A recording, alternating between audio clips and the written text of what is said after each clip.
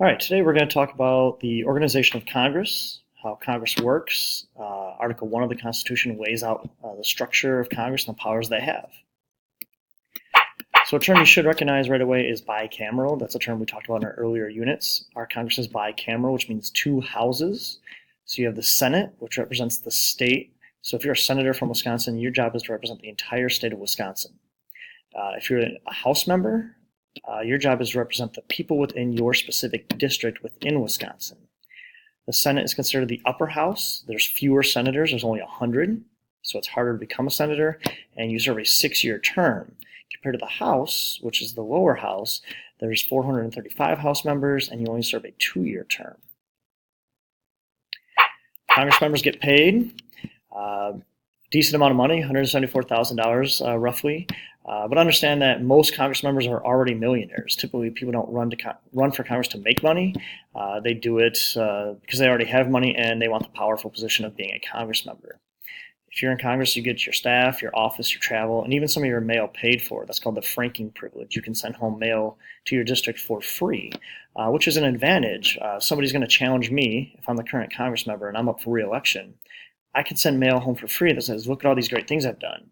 Or my challenger, if they want to send mail home, they have to pay for it. So that is an advantage that I have. The main thing from this slide is to understand just that Congress typically is dominated by older white men, as it always has been. If you look at our history over time, who's had power in this country, who could vote, it's been typically older white men. But do understand that it is changing. Our current Congress is the most diverse Congress we've had in history. We have the most African Americans, the most Hispanic members, and the most female members of Congress that we've ever had. So it is becoming much more diverse. This does tie back into one of our earlier units where we said most African Americans tend to vote more Democrat, and these numbers show that that is relatively true in Congress as well. We said most Hispanics tend to vote Democrat, that shows here as well, and we said most females tend to be Democrat, and that shows here as well with members of Congress. This chart just shows some of those same changes we just talked about from the early 90s to 2011, 2012, some of the changes that is happening over time. So Congress is becoming much more diverse. If you look down here, 197% increase in the number of women, 67% increase in the number of African Americans, and 150% increase in the number of Hispanic members of Congress. This slide is important, especially this term here, incumbents. An incumbent is a current person holding office. So if I'm a Congress member, I'm the incumbent. And if you want to challenge me in the next election, you are called the challenger. The key is incumbents have a huge re-election rate. They have a huge advantage. This green line talks about the House. If you're a House member, you have about a 90% re-election rate. If you're a senator, it's a little bit less. It changes more often, but if the average is still 80%. So 80 and 90% of the time, people who currently are members of Congress are going to win re-election. And the question is why? So this next slide talks about a number of reasons why incumbents tend to win re-election. A couple I'm going to mention is just, first one is name recognition. If I'm a member of Congress, people know who I am typically because they see my name in the news, they see my name on yard signs, on billboards, on ballots, so they at least recognize my name, where a challenger might be relatively unknown. Another one is called casework. Casework is just all the stuff I do as a Congress member.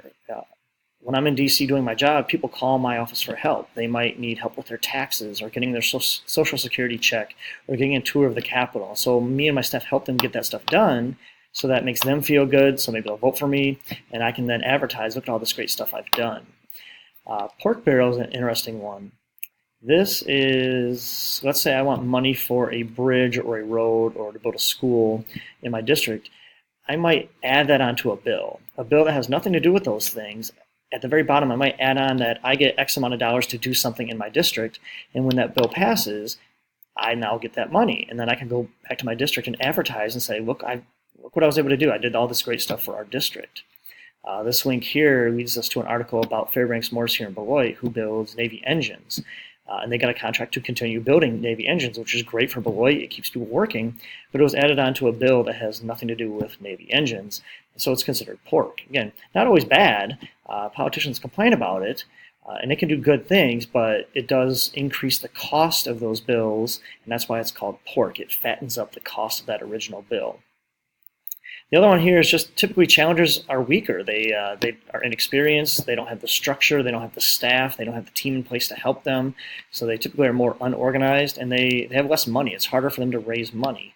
If I'm a current Congress member, people are more likely to give me money because they know I have a better chance of winning rather than an opponent. So that's another reason why incumbents have a huge advantage. So just a quick rundown of the House. If you're a member of the House, you only have to be 25 years old and a 7-year citizen. You do only serve a 2-year term, which is good and bad. It's good because if you have a bad House member or somebody you don't like, you can get rid of them after 2 years, or at least try to. But it's hard to get stuff done in 2 years. So your House members are constantly worried about re-election. They're constantly campaigning. So maybe that prevents them from getting some stuff done. There's 435 total members of the House. It's all based on population. So Wisconsin has 8 and California has 53 because they have the most people. And reapportionment is a term you definitely want to highlight or write down in your notes. This is the idea that we check the population every 10 years through the census, where we count the number of people who live in every state. So if your population increases, the number of House seats you get may also increase as well. If your state loses population, you may lose House seats. Wisconsin used to have 9. Our population tends to drop. Typically states in the Midwest and Northeast, like Illinois, Iowa, Michigan, tend to lose House seats because their population is dropping, while states in the South and the West, like Florida and Texas and Arizona, are gaining House seats because their population is increasing. People are moving south and west for better weather, retirement, better income taxes, and so southern and western states are gaining seats in the House, while states in the Midwest and Northeast are losing seats. Currently, the House has a Democratic majority. We have 235 Democrats, 198 Republicans, and 2 seats that are currently vacant. So the House is controlled by the Democrats. The majority party controls the body of Congress, so the House is controlled by Democrats. This graphic just shows how they sit. All the Democrats typically sit on one side, all the Republicans sit on the other, and so you can see the Democratic majority. This map just basically shows what I talked about a little bit ago, how states here in the Midwest and the Northeast, all these blue states are losing population, so they've lost House seats. States in red in the South and the West are gaining House seats because their population is increasing. Texas gained 4 in the last census, partly due to Hurricane Katrina, and that's why Louisiana here, typically being a southern state, shouldn't lose population, but they did because of the hurricane. Here's where it gets tricky with the House seats. When they draw the line, so Wisconsin has 8 House seats, so they have 8 districts, and they carve Wisconsin up into 8 districts. That's called apportionment. And Wisconsin's districts don't look too bad. They're pretty uniform.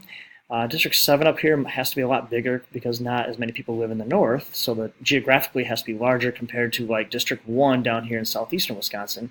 Smaller land-wise, but about the same population. District 4 is just right here, tiny in Milwaukee, because obviously you have a lot of people in Milwaukee, so geographically it does not have to be very big. But it gets tricky when it's called gerrymandering. Gerrymandering is when politicians want to play a game, and they want to draw these lines to benefit their party or to hurt the other party, and they do this every 10 years. Whichever political party controls the state legislature gets to draw those lines. And so they sometimes do it for political benefit. Here's an example of Illinois. There's no reason this district right here should be in purple should look like this, but when the Democrats in Illinois drew the district, they knew a group of people must live that they wanted to pack together in this district. That's called packing, where you take a group of people and pack them onto one district. Or it's also called cracking if you're trying to split a group of people, like you're trying to split maybe a minority group. You're not supposed to do that, but it does happen. Here's a district in the city of Chicago, which again makes no sense. You have one larger neighborhood here, one larger neighborhood here. Instead of it just being connected through here, you have these crazy shaped lines. It comes down the highway that technically connects it to make it one district. This graphic really shows how it works. So here's a state with like 50 people. 60% of them are blue Democrat, 40% of them are red Republicans. So in theory, Democrats should control the majority. So if you have perfect representation that looks like this, you have 3 blue, 2 red. Democrats, blue, are going to win, and you have 5 districts. Now, Democrats could draw the districts like this. If they did it like this, you'd have 5 districts controlled by the Democrats, 0 by the Republicans. That's not necessarily fair to Republicans. Yes, they're in the minority in the state, but they should still have a voice in the government. This does not give them that. Now, if for some reason the Republicans could draw the districts, they would draw these crazy-looking districts that look like this, which packs all the Democrats into just 2 districts. The Republicans then control the other 3, so the Republicans would control the state even though they have less people. That's not necessarily fair either. So politicians from both parties like to play this game. Democrats have been accused of doing it in Illinois. Republicans have been accused of doing it in North Carolina and Virginia and Wisconsin. So both political parties do this. And so the courts have tried to stop it. Basically, there's 3 rules that they have to follow when drawing these lines. The districts have to be compact, which means you can't have it stretched throughout the entire state. Physically adjoining is the big one, where you can't have islands. So like the one in Chicago that was connected by the highway, it has to be connected somehow. You can't have part of the district here and part of the district over here. It all has to be connected. And then similar population. You can't have a district of 10 million people and a district of 1 million people. That's not fair. The House is controlled by the Speaker of the House. That person is pretty important, number 1, because they're the 3rd in line for the president. So you have Donald Trump, the current president, you have Mike Pence, the vice president, and then Nancy Pelosi is 3rd in line for the president. What really makes her powerful is down here. She sets the agenda. She decides what the House is going to talk about and debate. So obviously she's probably going to give more preference to Democratic issues than Republican issues. All right, now at the other end of the Capitol, the Senate. Another list of qualifications. You have to be 30 years old and a 9-year citizen, so a little bit tougher. There's only 100 members, 2 per state, so it's based on equality per state. And you serve a 6-year term, so a longer term.